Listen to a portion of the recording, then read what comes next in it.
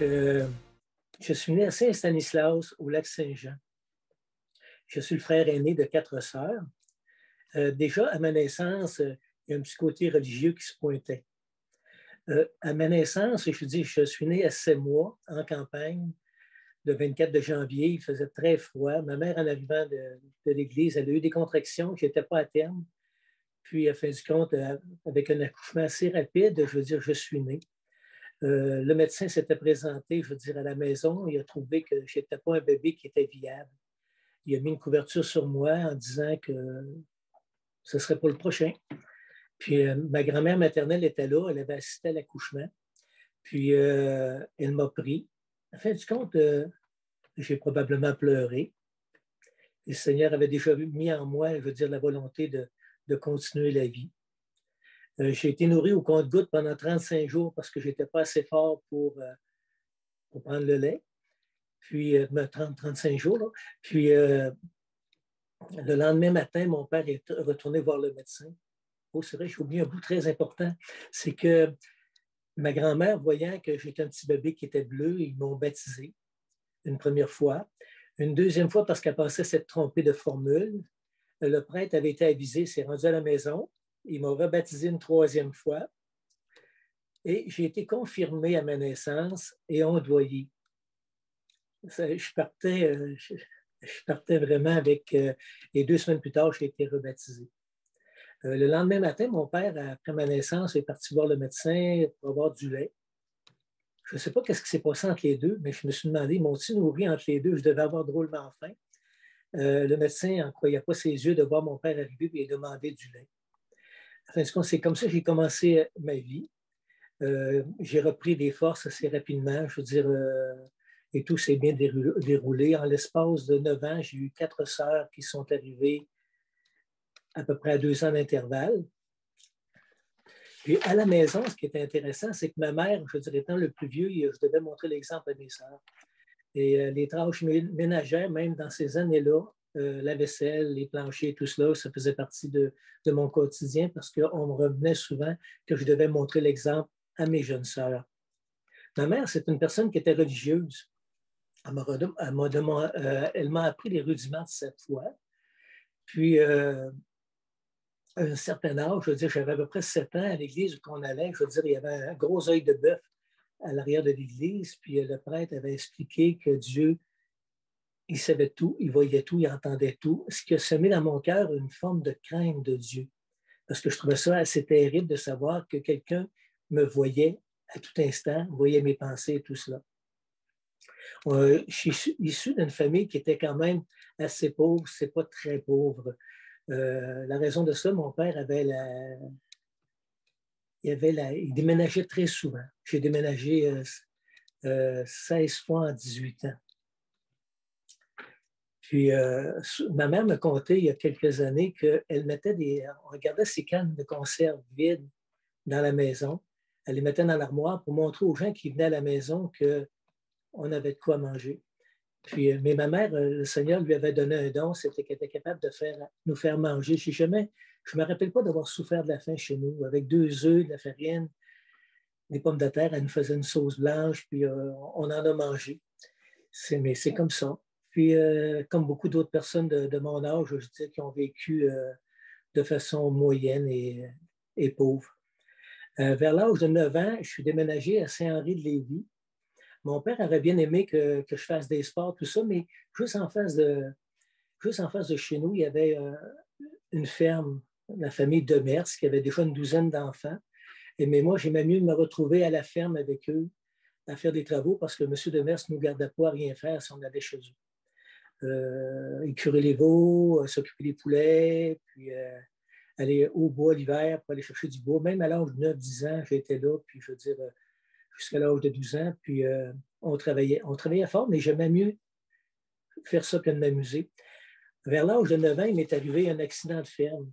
On avait été étendre du fumier le samedi matin, puis en revenant, j'étais sur la barre d'accouplement à l'arrière comme on faisait dans le temps. C'était peut-être pas sécuritaire, mais tout le monde le faisait, ceux qui étaient sur la ferme. Et j'ai échappé la prise par laquelle je me tenais, puis je me suis retrouvé projeté entre la roue et l'aile, puis j'ai crié. M. Demers a freiné et quand je me suis tourné la tête, le pneu était à peu près un peu plus d'un pied de ma tête, la roue du tracteur. Je me suis retrouvé là avec une fracture ouverte, une semaine d'hôpital, puis ça a été quand même...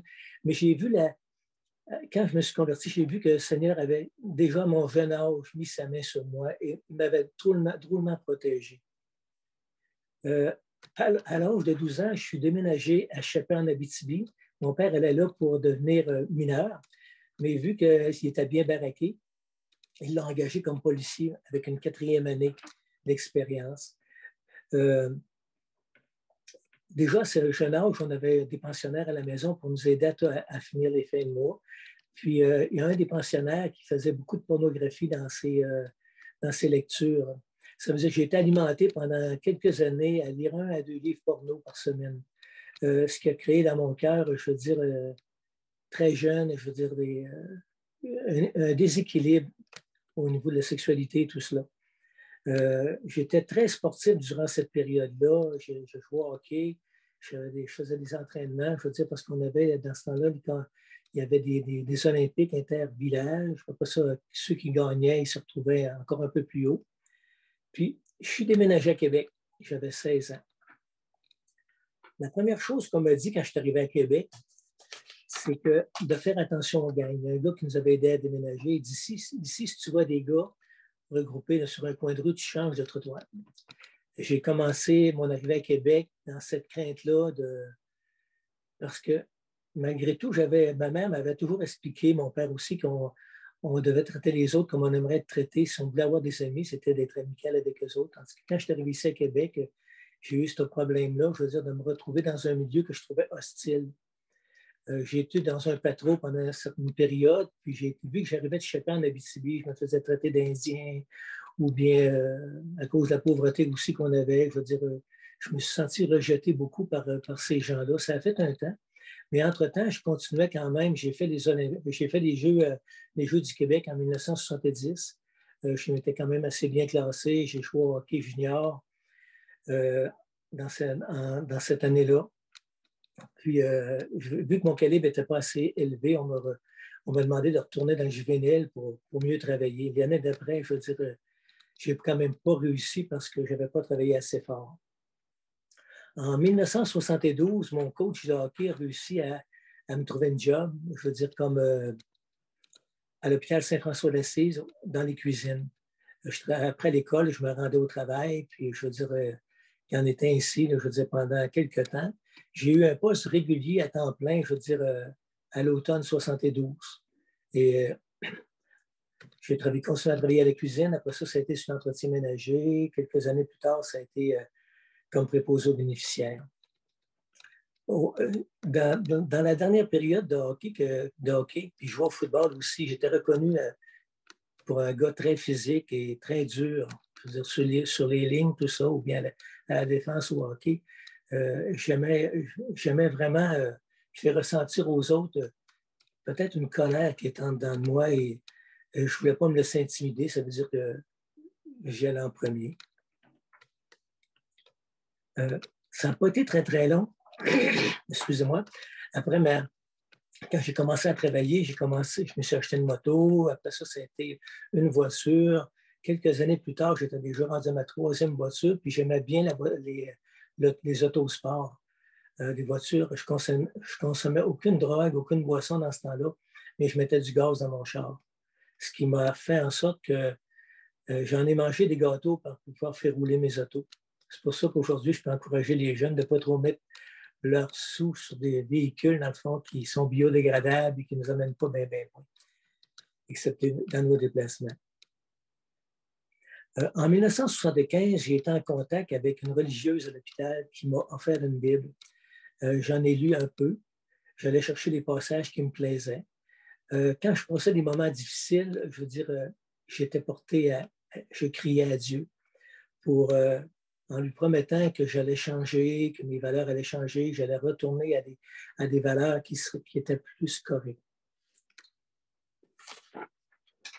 C'est dans ces années-là que je suis rentré au syndicat. Je faisais partie d'un syndicat qui s'appelle la CSN, à l'hôpital Saint-François-d'Assise. Puis je me suis rendu compte à un moment donné que que le syndicat qui nous représentait, il y avait des anomalies que je voyais, des dépenses que je ne comprenais pas trop. Puis, avec quelques autres confrères à peu près de la même âge, entre 23 et 26-30 ans, on a décidé de faire sauter notre syndicat pour le prendre en main. Ça s'est fait. On était reconnus à la CSN comme étant des marginaux parce qu'il y avait quelques-uns d'entre nous qui faisaient partie du PPCNL, Parti communiste marxiste-léniniste du Canada. Et moi, je croyais vraiment dans mon cœur qu'il y avait moyen d'avoir une justice dans ce monde en y travaillant. Puis c'est là que j'ai commencé à voir ce côté du syndicalisme qui pouvait emmener les gens à avoir plus de justice. C'est ce que je croyais dans mon cœur dans ce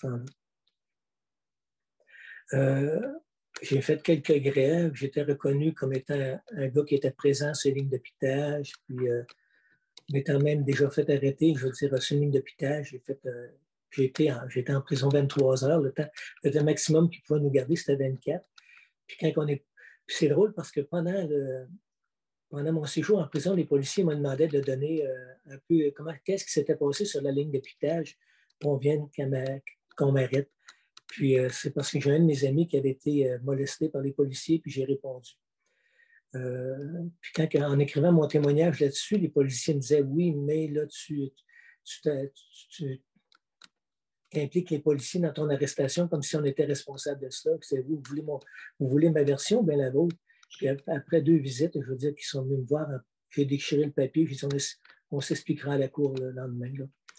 Puis suite à ça, on était quand même reconnu non coupable, mais le juge m'a bien avisé qu'il ne voulait plus me voir.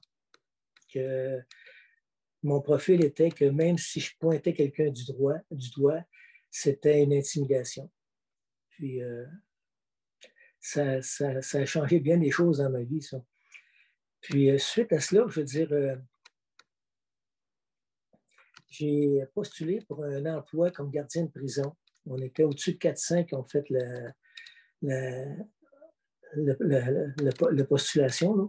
Puis je me suis rendu à la fin, j'ai eu l'emploi. J'ai passé à travers tout cela, puis j'avais déjà un esprit rebelle par rapport à l'employeur. Puis après quelques temps, il nous changeait de chiffre sans trop nous aviser. J'avais 2 emplois dans ce temps-là. Je travaillais à l'urgence de nuit, puis je travaillais comme gardien de prison de jour. Ça a duré 1 mois. Puis une journée, j'ai rencontré l'employeur à la prison, puis je leur ai demandé, je veux dire, de nous aviser un petit peu plus à l'avance pour les changements de corps et tout ça. Puis ils ont dit que c'était impossible. Je leur ai dit que j'étais rentré par moi-même dans ce milieu, que j'allais sortir de moi-même. Je les ai salués et je suis parti. J'ai quitté l'emploi. J'étais quand même un rebelle, je veux dire. Après tout ça, après mes années au syndicat, je veux dire, j'ai fait affaire c'était en même temps des causes humanitaires j'avais un ami qui était syndicaliste, qui venait du Chili, puis dans le temps de Pinochet, tout ça, il avait été obligé de quitter le pays pour s'en venir ici parce que c'était un réfugié politique. Puis on était vraiment impliqués à ce qui se passait au Chili. On faisait des déjeuners, des dîners pour ramasser des sous pour la cause. Et même dans ce temps-là, je me prenais un peu pour Robin des Bois parce que je connaissais des gens qui vivaient dans la pauvreté. J'empruntais ou je prenais des affaires à l'hôpital pour leur donner. Je me suis rendu compte que Robin des Bois, c'était un voleur aussi. Je veux dire, ça, je l'ai reconnu plus tard. En 1977, mes valeurs en ont pris un coup. J'étais avec une compagne dans ce temps-là, puis on s'est quittés, puis à un moment donné, j'ai été pour la visiter, puis j'ai reconnu les bottes d'un de mes chums qui était là, qui était dans le syndicat aussi. J'ai reviré de bord, puis ça m'a mis dans une colère qui était quand même assez importante. Je me suis même entraîné en ayant la photo de ce gars-là devant moi.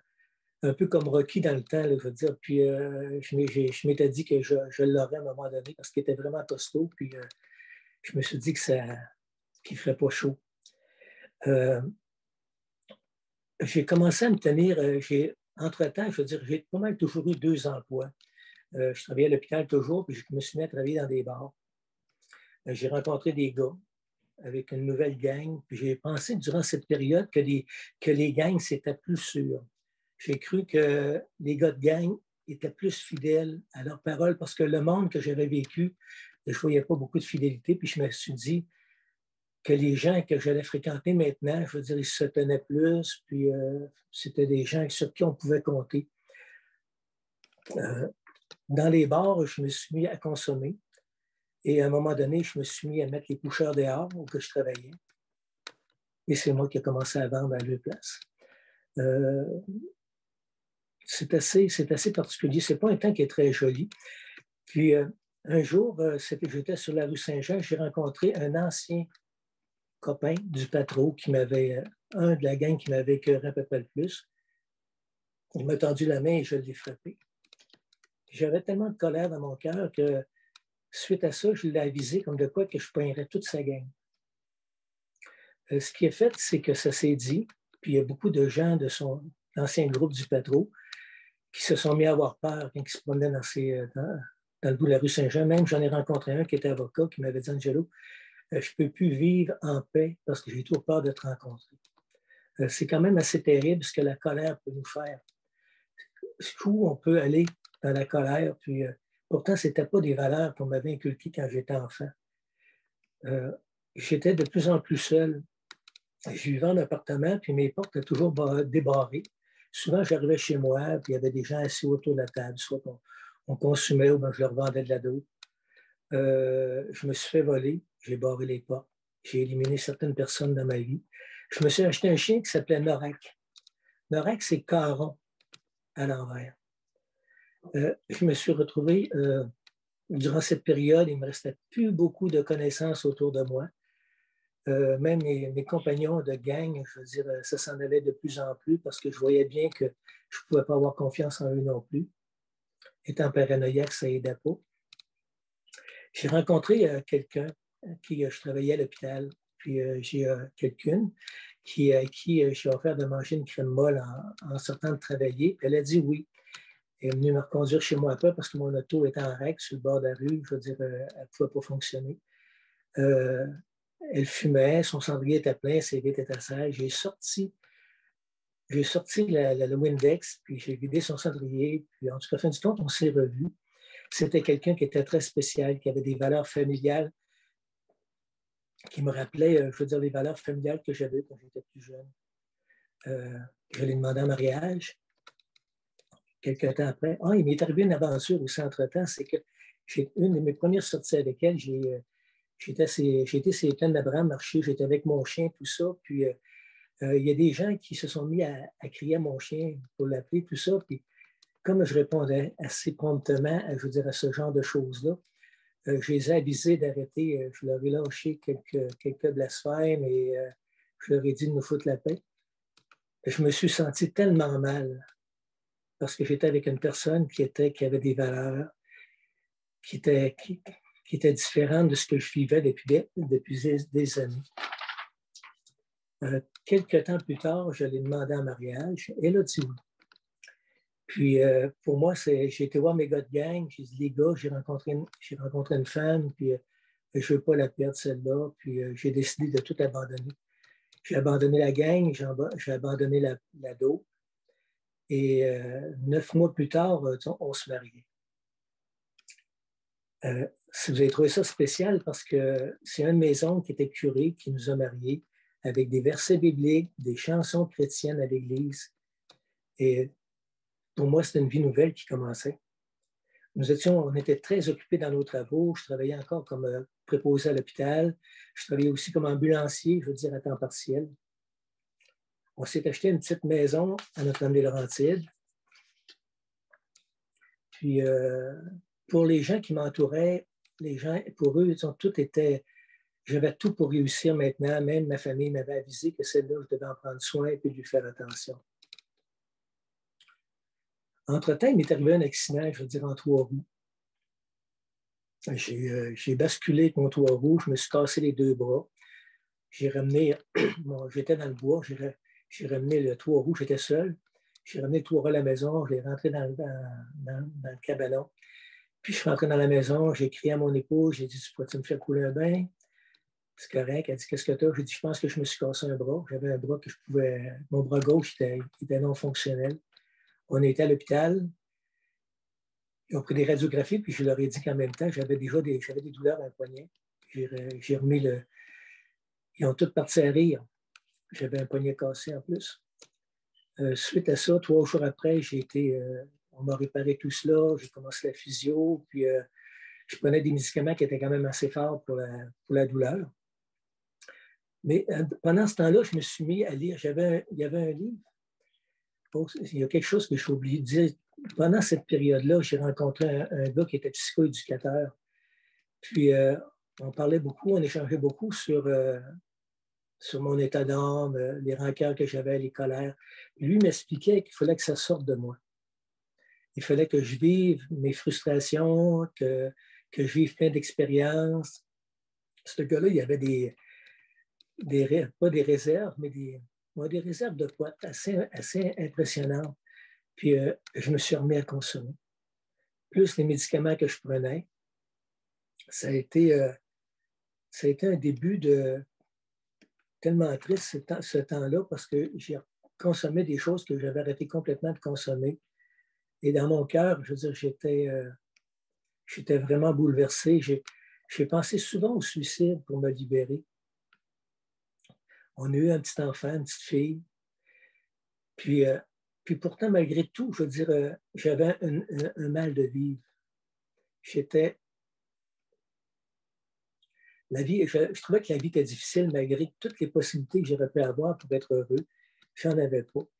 Puis j'ai tombé sur un livre qui s'appelait L'histoire de Jésus en Orient. C'est pas la Bible. Mais le livre m'avait quand même interpellé un peu. Je trouvais ça intéressant. Puis quelques temps plus tard, il m'est arrivé une rencontre à mon travail. J'étais rendu au stationnement dans ce temps-là. Je consommais en arrivant au travail. Puis, il est arrivé un individu qui s'appelle Raymond, qui m'a parlé du Seigneur Jésus. Ça devait être en octobre ou novembre. Il faisait pas chaud dehors. Puis lui, j'ai même pas pensé de le faire rentrer à l'intérieur. Il a commencé à me parler du Seigneur Jésus comme je n'avais jamais entendu parler. Ça m'a frappé. Ça m'a vraiment marqué. Puis, Raymond m'a emmené une Bible. J'ai commencé à la lire. Raymond m'avait conseillé de commencer à lire l'Évangile de Jean. Quelque chose que je n'ai pas fait parce que je me suis dit, mais je vais commencer par où je veux bien. Mais Raymond avait une patience exemplaire. Je lisais quelque chose, quand je ne comprenais pas, je lui en parlais. Il dit, si lui ne pouvait pas m'en parler, il dit, je vais te rappeler ce soir. Il allait chez eux, puis il faisait des recherches. Il m'emmenait des réponses. Je croyais en la parole de Dieu, malgré toute la vie que j'avais pu faire avant. Je croyais en ce livre qui avait passé à travers l'histoire. Puis Raymond m'a emmené un livre qui s'appelait L'agonie de notre vieille planète, par Hal Lindsey. Puis à cause de mon arrière-plan qui était politisé, j'en revenais pas tout ce qui pouvait se passer en Israël en premier, en Chine, en URSS. Et cela m'a vraiment bouleversé de voir que dans la Bible, on pouvait retrouver des prophéties qui pouvaient s'en venir. Là, j'ai fait une prière à Dieu. Puis je lui ai demandé si tout ce que j'y vais dans le moment était vraiment réel, qu'il me donne la capacité de continuer à lire la parole. Parce qu'au stationnement où j'étais, j'avais plusieurs heures de lecture par jour. Je pouvais lire jusqu'à 3 heures par jour de lecture. Puis, j'étais tombé dans... Il y a un verset qui m'avait frappé dans l'Évangile de Matthieu, au chapitre 8, verset 1. Lorsque Jésus fut descendu de la montagne, une grande foule le suivit. Et voici un lépreux s'étant approché, se prosterna devant lui et dit, « Seigneur, si tu le veux, tu peux me rendre pur. » J'étais en progression, en cheminement, puis j'ai crié au Seigneur, je voudrais que tu me purifies, je voudrais que tu me laves. Parce que de plus en plus, quand je lisais la parole de Dieu, je me voyais vraiment, comme dans l'Épître aux Romains, il dit aussi, « Il n'en est aucun qui fasse le bien, pas même un seul. Leur gosier est un sépulcre ouvert. Ils se servent de leur langue pour tromper. Ils ont sous leurs lèvres leur venin. Leur bouche est pleine de malédiction et d'amertume. Ils ont les pieds légers pour répandre le sang. La destruction et le malheur sont sur leur route. ils ne connaissent pas le chemin de la paix. La crainte de Dieu n'est pas devant leurs yeux. Là, j'ai demandé à Dieu, Seigneur, montre-moi qui je suis, non aux yeux de ceux qui m'aiment, non à mes yeux à moi, non à ceux qui ne m'aiment pas, puis à ceux qui sont indifférents, c'est ceux qui ne disent pas grand-chose. Puis Dieu, j'ai retourné dans le passé, puis j'ai vu plusieurs manquements dans ma vie. Puis j'en revenais pas parce qu'entre-temps, j'avais lu les 10 commandements de Dieu, puis que malgré que je voyais que l'idolâtrie, j'en avais fait, l'envie, j'en avais fait, j'avais volé, j'avais courtisé, je n'étais pas honnête. Puis ça me frappait tellement fort, hein? Puis le fait que j'ai lu beaucoup m'a amené à toute ma vie a toujours été de prouver, de séduire, de gagner. Je demandais à Dieu de me purifier. Je me voyais indigne. À quoi ça sert de gagner tout le monde si tu perds ton âme? Quelque temps après, j'ai été invité à un déjeuner de l'espoir. C'est M. Gaston Jolin qui donnait son témoignage. Il m'a parlé de son père. Oui, il m'a. Même si on était plusieurs, il me parlait. Son père, c'est un gros fumeur. Puis, le père de M. Jolin, quand il a compris qu'il pouvait faire de Dieu, Dieu pouvait habiter en lui, et il a vu qu'il fumait beaucoup, il a demandé à Dieu de le libérer de ça. Quand il est arrivé chez eux, il a jeté toutes ses pipes. Mais moi, j'étais un gros fumeur. Le soir, avant de me coucher, j'ai demandé à Dieu, Seigneur, libère-moi de cela comme tu as libéré M. Jolin. Le lendemain matin, j'écrasais. Puis, comme je vous ai dit tout à l'heure, quand Raymond venait me parler, je consommais. Quelques semaines plus tard, quand Raymond venait me voir, je consommais toujours, mais j'ai commencé à me sentir coupable devant Raymond. Quelque chose que je vais confesser que je ne me sentais pas devant les autres, que ce soit devant mon épouse, mon employeur, ma visite. Je me sentais pas coupable devant eux, mais j'ai commencé à avoir un sentiment de culpabilité envers Raymond. Il m'est arrivé quelque chose durant cette période-là qui est un peu particulière. C'est qu'au stationnement, il y a eu une bataille à un moment donné, puis je me suis interposé entre deux individus. Il y en a un qui m'a pris par le collet, par le cou. Il y avait des témoins de cette altercation-là, puis on dit « pauvre gars », en parlant pas de moi, en parlant de l'autre, parce que j'avais des techniques de combat, de bataille quand même, j'aurais pu le terrasser très, très rapidement. Je l'ai regardé, puis j'ai demandé « pourquoi tu fais ça ?» Je ne sais pas ce que j'avais dans les yeux, mais il m'a lâché. Mais le monde à l'hôpital qui avait vu ça, il capotait, là. Il ne comprenait pas qu'Angelo là, puisse réagir à une agression comme ça sans se défendre. Dieu travaillait dans ma vie. C'était tellement particulier. Jeune, puis entre-temps, l'oncle qui m'a marié, mon oncle Adrien, il était en phase terminale. J'ai été le voir avec mon père. Puis, oncle Adrien, je veux dire, mon père, en arrivant là-bas, il nous a demandé de nous bénir. Oncle Adrien, comme un bon prêtre, nous a bénis. On a jasé un petit peu. Puis quand je suis parti, je veux dire, j'ai regardé oncle Adrien, puis je lui ai dit, oncle Adrien, que la paix du Seigneur Jésus soit avec vous. Vous auriez dû voir les yeux de cet homme quand je lui ai dit ces paroles. Lui qui avait béni une partie de sa vie, dans le fond, je veux dire, combien de fois qu'il avait dit ces mêmes paroles, il m'a regardé puis il avait les yeux tout ronds ouverts. Là, on est parti. Mon oncle est décédé le lendemain sur le lendemain. Je ne peux pas dire qu'est-ce qui s'est passé après. Mais entre-temps, j'ai su que oncle Adrien m'avait donné sa bague en héritage, sa bague de sacerdoce. Là, je suis devenu tout confus. Parce que je lui ai dit à Dieu, est-ce que c'est un signe que tu me dis que tu veux que je reste dans ma religion ou bien tu veux que j'aille ailleurs? Après le déjeuner de l'espoir, Raymond m'a invité à l'Assemblée évangélique de Sainte-Foy. C'est la première fois que j'allais dans une assemblée évangélique où j'ai entendu l'adoration, j'ai entendu des chants, j'ai entendu les prières. Et cela m'a bouleversé d'entendre cela.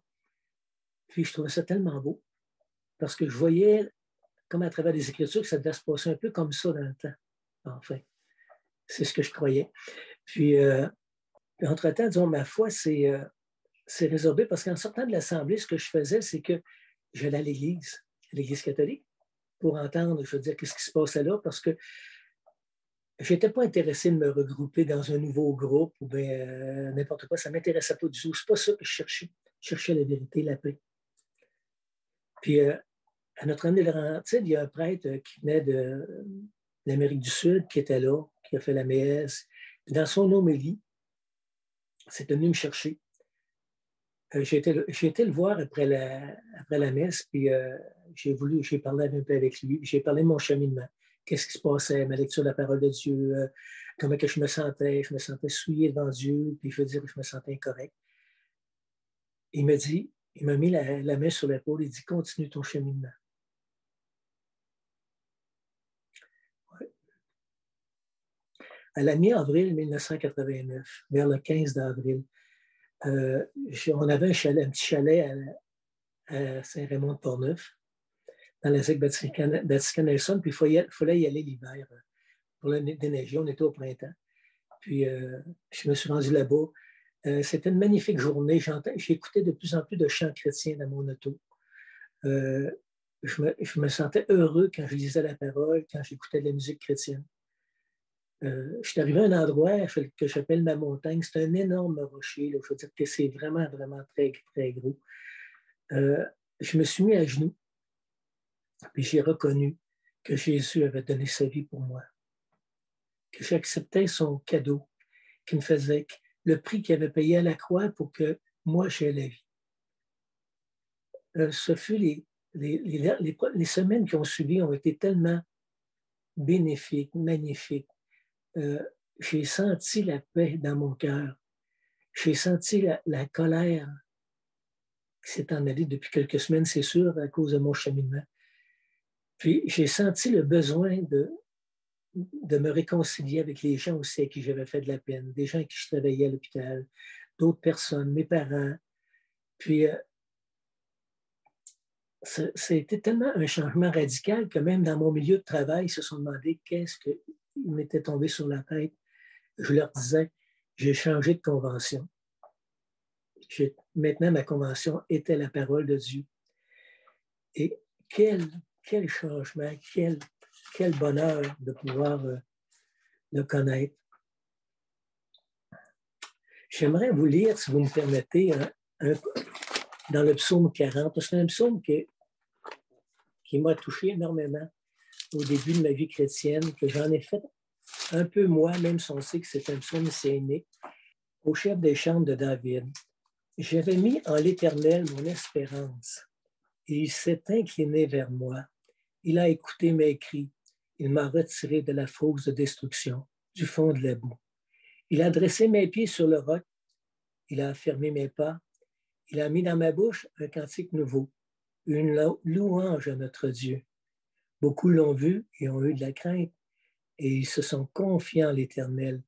Heureux l'homme qui place en l'Éternel sa confiance. Oh, amen. Quel bonheur de savoir que mon Dieu prenait soin de moi. Mais j'aimerais vous laisser sur quelques mots. Nous croyons que Dieu est bon, oui. Et qu'il est juste, oui. Et que si nous refusons son pardon, nous méritons son jugement qui est parfait. Puis se rappeler que, comme dans Jean 3,16, il est écrit, « Car Dieu a tant aimé le monde qu'il a donné son Fils unique afin que quiconque croit en lui ne périsse point, mais qu'il ait la vie éternelle. » Dans Romains 5,1, pour terminer, étant donc justifiés par la foi, nous avons la paix avec Dieu par notre Seigneur Jésus-Christ. Merci de votre attention. Que Dieu bénisse chacun de vous qui allez écouter ce petit message.